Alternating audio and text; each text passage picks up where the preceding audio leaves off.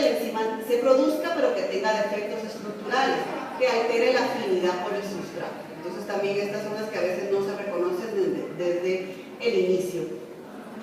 Este solo es un ejemplo, la mayoría lo vio la semana pasada. Esta es una acumulación de sustrato, yo no tengo fenilalanina hidroxilasa, no la puedo convertir en tirosina, que es útil para una serie de hormonas inclusive. La fenilalanina, que es un aminoácido aromático, se comienza a acumular en la sangre. Eso es parte de cómo yo hago el diagnóstico, mido fenilalanina en sangre o ácido fenilpirúvico en orina, y entonces va causando toxicidad a nivel nervioso. Tengo un paciente con convulsiones, con opistótonos, con retraso psicomotor. Si yo al año y medio, 2 años lo diagnostico, probablemente pueda eliminar esa fenilalanina de su dieta, pero ya no puedo revertir los síntomas. Ya es muy tarde para hacer el diagnóstico, ya es como muy evidente. Esto se debería de correr en el tamizaje neonatal en los primeros 7 días de vida para poder evitar el uso de este aminoácido y que no se acumule. ¿Cuál es su incidencia? Y este es el pretexto que hemos puesto todos los médicos. Son tan raras que para qué lo estudiamos. El doctor Cabrera, y este año hubo el primer congreso de enfermedades raras en Guatemala, y él contaba que los únicos que fueron los papás de los niños. Eran tan raras que no nos interesó a los médicos. Y entonces ellos ahorita lo que tienen dentro de sus programas es educación al pediatra, porque su principal obstáculo ha sido que el médico no quiere estudiarlos, que el médico no lo refiere a quien debe referirlos, que el médico no les hace caso a que ellos ven que su hijo tiene algo raro. Entonces, en lugar de ser nosotros proveedores y tutores que dirijamos a estos papás para ver con quién tienen que ir, probablemente yo no lo sé, pero yo puedo referirlos, nos volvemos un obstáculo. Eso es parte de por qué les estamos dando esta clase. Hay hipotiroidismo congénito, 1 en 4.500 nacidos vivos, fenilcetonuria y trastornos de oxidación de ácidos grasos, 1 en 15.000, hiperplasia suprarrenal congénita, 1 en 10.000, galactosemia es más raro, 1 en 30.000, y homocistinuria, 1 en 100.000. Sin embargo, este artículo es suramericano, entonces son estadísticas para ellos. Hay estadísticas para Estados Unidos. Y el problema nuestro es que no tenemos estadísticas. No aparecen errores innatos del metabolismo como causas de defunción. No sabemos cuáles son las más frecuentes. No hay un programa de tamizaje neonatal. Entonces, en Estados Unidos pueden correr, ellos generalmente todo lo hacen a lo grande, entonces corren 50, 100 pruebas y pueden saber qué tiene ese paciente. En otros países han estudiado, han hecho estudios a nivel nacional, han visto qué es lo más frecuente y corren para 3 pruebas, para 5, para 6, las más frecuentes que tenemos. Nosotros ahorita lo único obligatorio que se hace es pruebas tiroideas. Eso sí lo hacemos en hospitales nacionales, media vez de reactivo, que es parte de nuestros problemas con los insumos, en hospitales pequeños. En hospitales grandes, claro que ustedes pueden hacer tamizajes neonatales y mandarlos al extranjero. Hay una oficina aquí que se encarga de hacer eso. Solo media vez tengan el cheque y puedan pagar, pueden pedir 50 o pueden pedir 5. Ahí sí depende de lo que uno pueda pagar. Sin embargo, ya el doctor Cabrera, que es el genetista que ve la consulta externa de Roosevelt, San Juan, y también ve a algunos pacientes del Hospital de Infectología Infantil, el doctor Silva, que ve pacientes en el Hospitalito del Hermano Pedro y en UNICAP, y aparte ven INVEGEN, el Instituto de Investigación y Genética que hay en el Pasarcas en la Antigua. Ellos tienen lugares de referencia a donde pueden mandar ciertas pruebas. Entonces sí hay posibilidades, solo se paga el envío. El doctor Silva tiene un convenio con un hospital en Suiza y el doctor Cabrera tiene un convenio con un hospital en Argentina. Entonces solo es de tocar la puerta correcta y sí hay forma de ayudar a estos pacientes.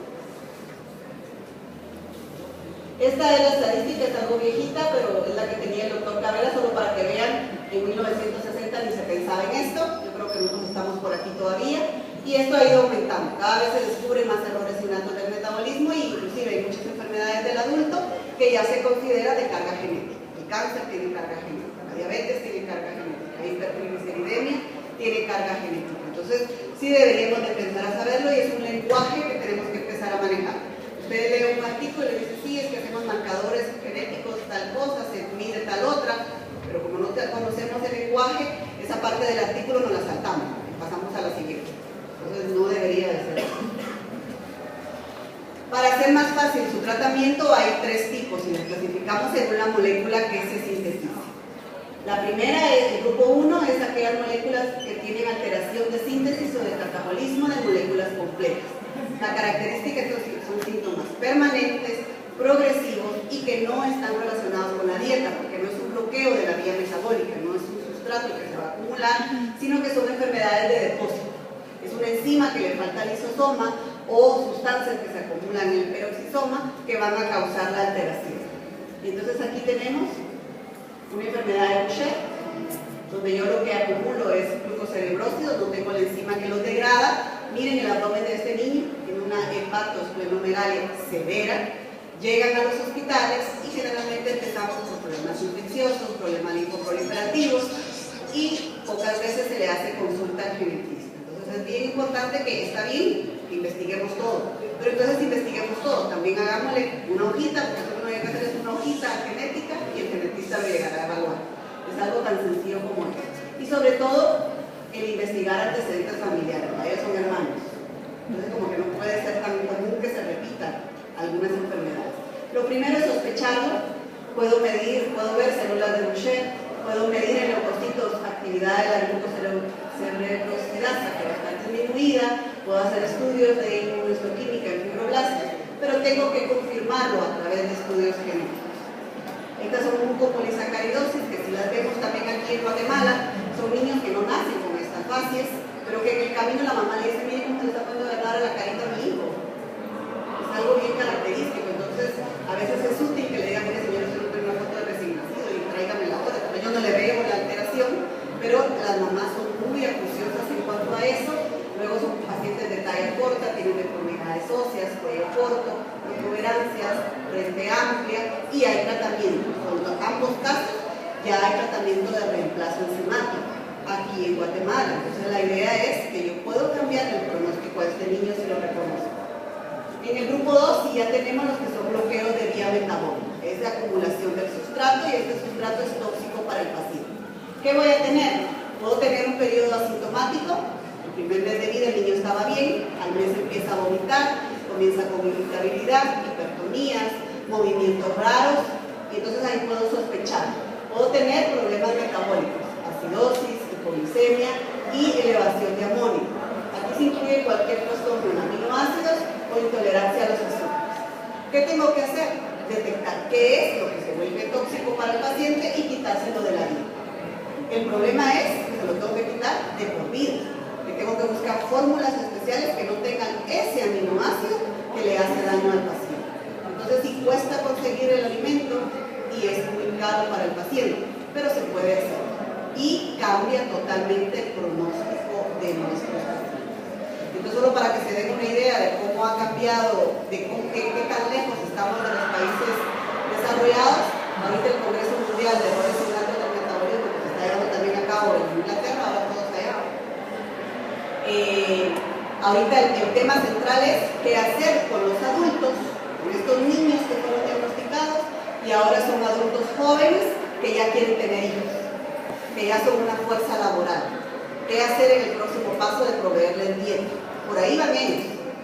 De hecho, en páginas que yo me metí en España de problemas metabólicos, hay hasta un adulto joven que tiene fenilcetonuria y que ahora es chef. Entonces él les da recetas a sus compañeros que tengan los mismos errores innatos del metabolismo. Entonces es una página muy bonita porque tiene hasta libros de colorear para explicarles a los niños qué son los errores innatos del metabolismo, para que ellos entiendan qué enfermedades que tienen y por qué tienen que comer diferente. Entonces es un instrumento, ustedes lo pueden imprimir, el material está dispuesto para todos y es bien bonito Si yo lo detecté cuando ya el tóxico está, puedo hacer diálisis peritoneal o puedo hacer hemodiálisis. El problema es que puede ser que yo lo revierta a los síntomas, por eso es que es importante detectarlo tempranamente. Este es un niño con fenilcetonuria, parte de sus características, aparte de que por supuesto puede desarrollar retraso psicomotor, opistótonos, espasmos, puede tener estas características en facies. También son pacientes que, como está alterado un poquito la síntesis de la melanina, son de pelo claro y ojos claros. Entonces como que yo debería de ir sospechando junto a otros síntomas. Si veo a un chiquito de que la familia todo es moreno, eso sí que se meten en problemas maritales, asegúrense que quiere algo antes de hablar para que no tengamos problemas. ¿Dónde está el defecto? A nivel del cromosoma 2. En APA ustedes pueden hacer una técnica de Fish y hacer un diagnóstico certero, aparte de medir fenilalanina o ácido fenilpírico. paciente histérico persistente, en neonatos, que ya le hicieron de todo, ya son 4 semanas, ya no puede ser incompatibilidad, ya le hicieron problemas infecciosos, ya le hicieron, no sé, pensaron que era la leche y se la quitaron. Entonces ahí deberían empezar a pensar en mejores neonatos del metabolismo. ¿Qué daña la lactosa? Miren las cataratas que forma el paciente, puede tener daño a nivel hepático, a nivel renal y una ictericia persistente. Entonces lo primero es sospechar.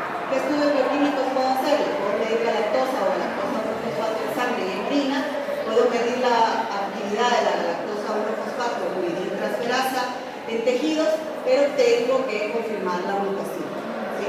Y es tan fácil como quitarle cualquier producto que contenga la lactosa. Sí es muy importante hacer el diagnóstico temprano. Y muchos de estos diagnósticos, algo curioso, los detectan los oftalmólogos, porque muchos de estos tóxicos se acumulan a nivel de ojo, a nivel de cristalino. Y ellos puede ser que no los contrarrefieran porque ellos ven que hay algo raro. Entonces hay que hacer caso y hay que aprender a ayudarnos entre colegas. Y por último, el grupo 3 son aquellas enfermedades por deficiencia de la utilización o de la producción de energía. Entonces tiene que ver con problemas de glucógeno, pacientes que no tienen enzimas que degraden el glucógeno y produzcan glucosa, pacientes que tengan alteración en el ciclo de la gluconeogénesis, obtener glucosa de sustratos que no son carbohidratos, o problemas a nivel de oxidación de ácidos grasos. Al final no produzco ATP, entonces voy a tener un paciente hipotónico, con tendencia al sueño, con comas, con apneas, y estas están asociadas a muerte súbita. Si yo tengo una familia que ha tenido casos de muerte súbita, tendría que estudiar al niño. Probablemente ya no puedo hacer nada por el niño. Pero yo conozco una familia que tiene 2 niños que murieron por muerte súbita y jamás los estudiaron. Entonces son cosas que sí tenemos que hacer. No hay que tenerle miedo a ayudar a una familia. Entonces como ahí no me meto porque se murió, pobrecitos. Pero al contrario, me debería de meter y ofrecerle consejería genética al paciente. El tratamiento al final es reposición de energía. Si tiene problemas con carbohidratos,